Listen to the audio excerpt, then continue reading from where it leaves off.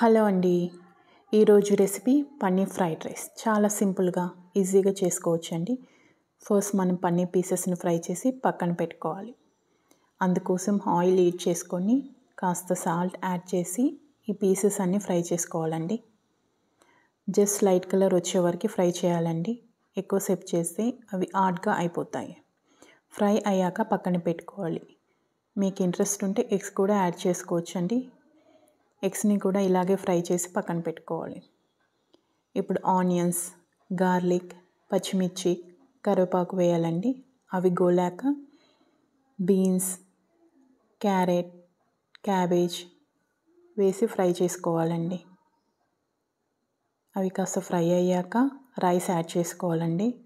Add చేసి మొత్తం mix చేసేయాలండి.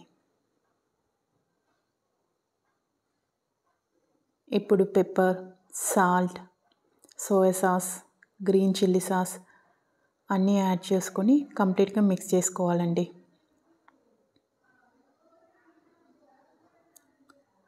లాస్ట్లో paneer pieces, spring onions or కొత్తిమీర యాడ్ చేసుకోవాలండి. Simple and tasty paneer fried rice ready.